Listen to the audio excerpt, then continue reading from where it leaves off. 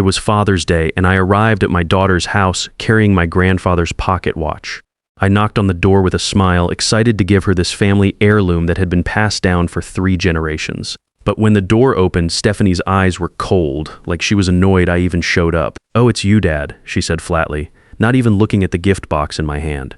"My name is Victor Reynolds, and I'm 58 years old. I spent 20 years in the Navy, then another 20 as a construction engineer before retiring last year.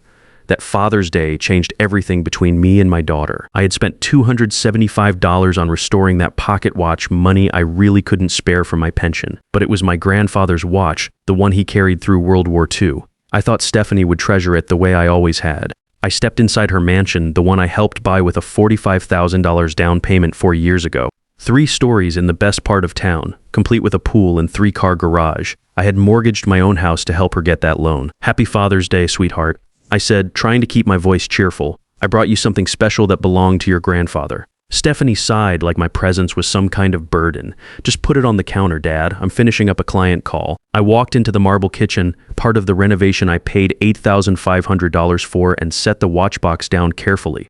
Through the window, I could see my grandson Noah splashing in the pool with his friends. The kid was 10 years old and barely acknowledged me anymore. I stood there for 20 minutes listening to Stephanie talk business on her phone. She was a corporate lawyer making good money, but somehow there was always another emergency that needed my help. Just last month, it was $4,200 for some investment opportunity. Her husband Troy was pushing. When she finally came into the kitchen, she looked perfect as always. Designer clothes, fresh manicure, everything paid for with the loans I'd given her over the years that never got repaid. "So Dad, are you staying for dinner? Or just dropping off whatever that is?" Her tone was ice cold. I swallowed hard. I thought maybe we could spend some time together. "It's been 6 weeks since I've seen you." She rolled her eyes and finally looked directly at me. That look made my blood freeze. It wasn't love or even annoyance. It was pure disdain. "Dad, we need to talk," she said, gesturing toward the kitchen island. "Sit down." I sat down, my heart already sinking. I knew that tone from when she was little, right before she'd say something that would cut deep. "I've been thinking about Father's Day, about my life, and what would really make me happy," she began. "Of course, honey. Tell me. Maybe I can help." She set down her coffee cup and stared straight at me with eyes that had gone completely cold. What came next hit me like a sledgehammer to the chest. "Dad, you're pathetic. Always needing to feel important, always inserting yourself where you don't belong. You want to know what would make me happiest for Father's Day. Just disappear from our lives forever. Stop being this needy, clingy burden that I have to carry around." The words didn't just hurt, they destroyed something inside me. 20 years of being a single father after my wife died. 20 years of working double shifts to pay for her college, her law school, her wedding, her house, $165,000 total, when I added it all up later. "Stephanie," I said, my voice shaking, "I'm your father. I sacrificed everything for you after Mom died, and that's exactly the problem." She snapped, standing up. "You made me your whole world, and now I can't breathe. You think your sacrifices give you the right to control my life? They don't. They just make you pathetic." The word pathetic echoed in my head like a gunshot. This was my daughter, the little girl I'd raised alone from age 12. The one I'd stayed up all night with when she had nightmares about her mother. The one I'd worked 3 jobs to put through college. "But honey, I just want to be part of your life, part of Noah's life. That's what I'm trying to tell you. Your constant need to be involved is exhausting. You're like a sad old man who can't accept that his usefulness is over.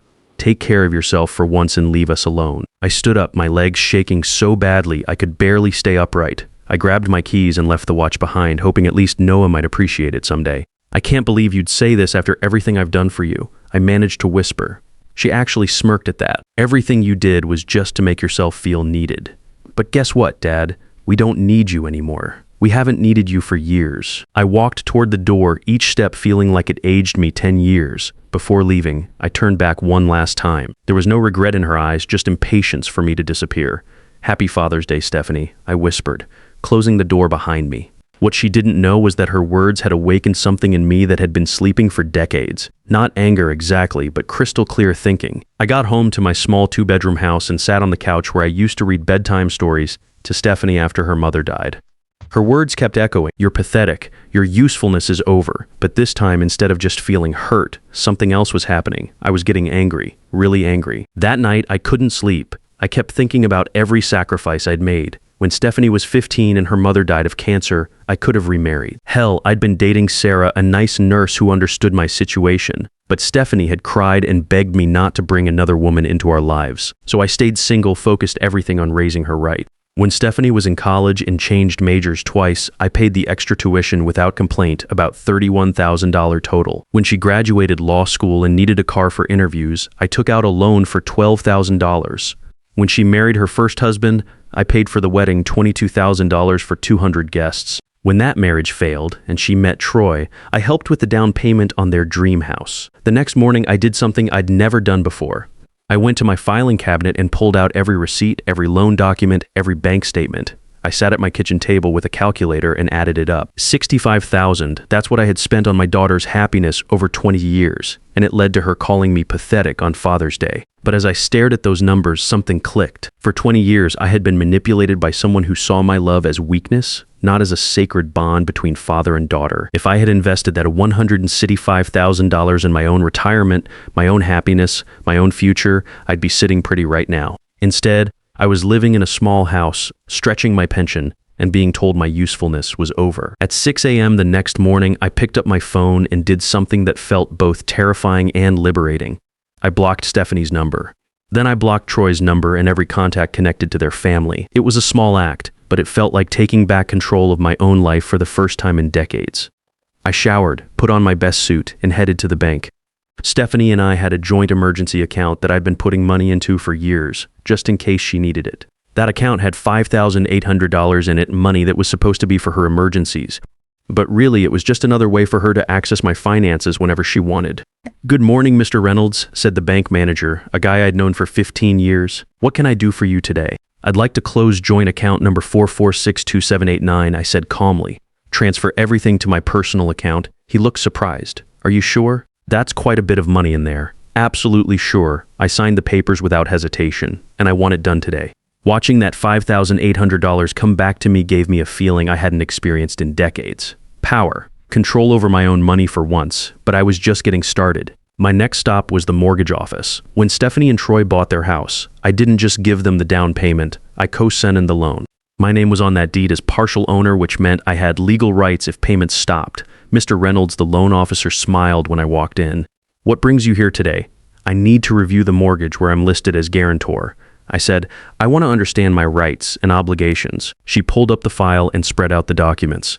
"Since you're a co-signer and on the deed, you have options if the primary borrowers fall behind on payments, including the right to protect your financial interest." "And what if they've already missed a payment?" I asked. Her eyebrows went up. "Have they?" What the loan officer didn't know was that Troy had mentioned their money troubles just 2 weeks before Father's Day. He'd lost $15,000 in some cryptocurrency scheme, and they'd missed their May payment. He'd told me casually, probably expecting me to offer help like I always did.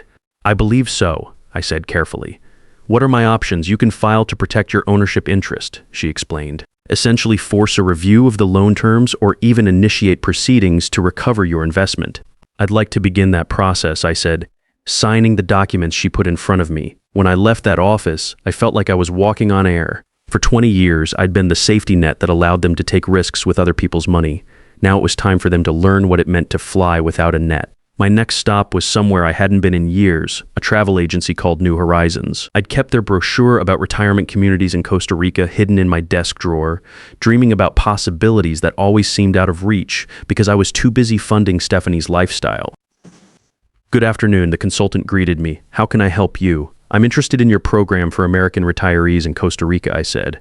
"What would it take for a 58-year-old veteran to start fresh down there?" The young woman, Maria, pulled out a thick folder. "With your military pension and savings, you could live very comfortably in Costa Rica. The veteran community there is strong, and the cost of living is about 40% less than the US. What about starting a business? Many retirees do that. Fishing charters are popular with Americans. You could probably start one for under $25,000. As she talked, I realized I was actually excited about something for the first time in years. Not excited about helping someone else or solving someone else's problems, but excited about my own future. "I'd like to book a trip to look around," I said. "When's the earliest I can leave?" "How about next week?" she said. "I can arrange everything." I walked out of that agency with a one-way ticket to San Jose and a heart that felt lighter than it had in 20 years. The next few days were like waking up from a 20-year coma. I was finally making decisions based on what I wanted, not what Stephanie needed. And let me tell you, it felt incredible. On Tuesday, my phone started buzzing constantly. Even though I'd blocked Stephanie's number, she was calling from different phones, Troy's, her office, probably borrowed from friends. I let every single call go to voicemail. After an hour of silence, I listened to them. The first message was confused, Dad, I can't reach you, call me back. The second was annoyed, Dad, this is ridiculous. Whatever game you're playing, stop it. The third was panicked, Dad, the mortgage company called. They want to discuss our loan. What did you do? By the fifth message, she was practically screaming, Dad, you can't just disappear. We need to talk about this. I deleted every single message without responding for the first time in 20 years. Stephanie's crisis was not my emergency. On Wednesday, my neighbor Gary stopped by. He's a good guy, retired firefighter, who'd watched me sacrifice everything for Stephanie over the years. We'd had plenty of conversations about ungrateful kids over beers in my backyard. Vic, he said, settling into my living room with a coffee. You look different. What's going on? I told him everything. Every cruel word from Father's Day, every detail of my plan to disappear. When I finished, Gary was quiet for a long moment, then shook his head. Jesus, Vic, after everything you did for that girl. Raised her alone, paid for everything, and she calls you pathetic. The worst part, I said, is that she said it like it was nothing. Like I was some old piece of furniture she needed to throw away. So you're really moving to Costa Rica? I already bought the ticket, I said, showing him my phone. I leave Monday. Gary squeezed my shoulder. Good for you, brother. That girl needs to learn what it's like to stand on her own 2 feet. But won't you miss your grandson? That hit me hard. Noah was the one innocent person in all this mess. Yeah, I will. But staying would just teach him. It's okay to treat people like garbage if they love you enough.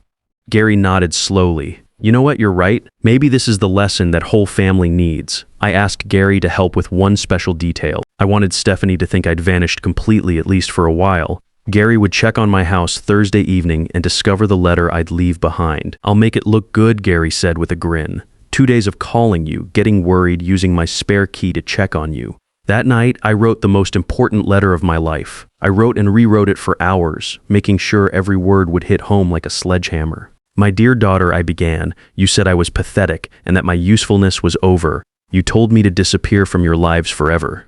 I've decided to grant that wish. By the time you read this, I'll be gone, starting the life I should have lived years ago instead of pouring everything into an ungrateful child. I wrote for pages, listing every dollar, every sacrifice, every missed opportunity I'd given up for her. I included copies of every receipt, every loan document, every bank statement.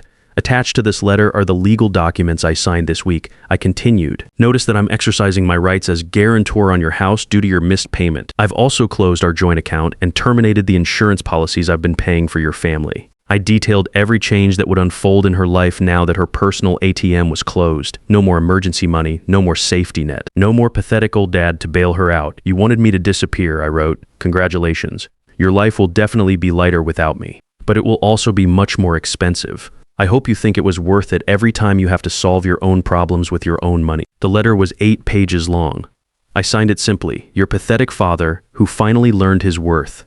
Thursday morning, while I was packing 2 suitcases with everything I owned that mattered, there was a loud banging on my front door. I looked through the peephole and saw Troy standing there looking like he hadn't slept in days. I opened the door but didn't invite him in. Victor, he began, his voice desperate. Stephanie told me what happened between you two. Look, what she said was awful, unforgivable even. But please don't destroy our family over it. Destroy your family, I asked, genuinely puzzled. I'm just respecting her wishes. She wanted me to disappear. The bank said you're forcing them to review our mortgage because we missed 1 payment. Come on, Victor. It was just 1 month. 1 month that you didn't think to mention when you asked me for $4,200 2 weeks ago, I said calmly. You know, for that sure thing investment that was going to make you rich. Troy looked down. There was no defense for that. Please, he begged, give me a chance to fix this. I'll make Stephanie apologize. I almost laughed. Troy, you can't force someone to feel remorse. She showed me exactly who she really is, and I finally listened. But the house, Victor, will lose everything. No, I corrected him. You'll lose everything I paid for. There's a difference. What about Noah? He loves his grandfather. That one hurt, but I'd already thought it through. Noah will learn a valuable lesson about how actions have consequences. Maybe that'll make him a better man than his mother is a woman. Troy's face crumpled. Please, Victor, I'm begging you. It's too late for begging, I said, slowly closing the door. Tell Noah I love him, and maybe someday when he's older, He'll understand why his grandfather had to teach his mother about respect. Friday was my last day in the city where I'd spent my entire adult life. I walked through places that held memories, the naval base where I'd served, the construction sites I'd managed, the park where I used to take Stephanie when she was little. It was a quiet goodbye to a life lived entirely for someone else. Saturday morning, Gary knocked carrying coffee and wearing a big grin. "Ready for the great escape, Vic?" "More than ready," I said, wheeling my suitcases to the door. "I've got your spare keys and the letter for Stephanie," Gary said. "Don't worry, I'll make it look good. 2 days of calling you, getting worried, using the spare key to check on you and finding the place empty. Remember, I said as the taxi pulled up, you have to look genuinely concerned. Say you tried calling for 48 hours, got no answer, then found my letter on the kitchen table. Vic." Gary laughed. "I was in theater in high school. This'll be the performance of my lifetime." As the taxi drove toward the airport, I looked back at my small house one last time. Funny thing was, I felt no regret. It was like I'd finally escaped from a prison I'd built for myself. The flight to Costa Rica took 9 hours. No one could call asking for money or favors. During that long flight, I wrote in my journal about everything that had happened. For the first time in 20 years, I was doing something purely for myself. When I landed in San Jose, a young guy from the retirement agency was waiting with a sign. His name was Carlos Martinez, friendly with a warm smile that reminded me why I'd chosen this path. "Mr. Victor," he said, "welcome to Costa Rica. Ready for your new chapter?" "More than ready," I replied, and I meant it completely. Carlos drove me to a small but beautiful house near the beach in Manuel Antonio, rented by the agency while I decided whether to stay permanently. It had a porch overlooking the Pacific Ocean and a workshop perfect for the woodworking I'd always wanted to try. "Here's everything about the area," Carlos said, handing me a folder. "Fishing charters, veteran groups, Spanish classes, and business opportunities. I also set up your meeting with a financial advisor for Wednesday. That afternoon, I did something I hadn't done in years. I took a walk with no destination, no schedule, no one depending on me. I wandered along the beach, watching pelicans and fishing boats, until I found a small restaurant where I ordered fresh fish and a beer. As I ate, I calculated what I'd spent on Stephanie in just the last 3 years. The house payment help, the car repairs, the emergency loans, Troy's failed investments, at least $47,000. That money could have bought me a nice place here outright. It was 7 p.m. in Costa Rica, 9 p.m. back home. Gary was probably delivering my letter to Stephanie right about now. At 11 p.m., my phone started buzzing constantly. I'd unblocked it just to see what would happen. Stephanie calling over and over. I let it ring, then turned it off. I needed one quiet night to enjoy my freedom. The next morning, I finally answered. "Dad," she screamed into the phone. "Where are you?" "Gary came over with your letter saying you disappeared." "What the hell is wrong with you?" "Hello, Stephanie," I said calmly, looking out at the blue Pacific. "Did you read the letter?" "I did."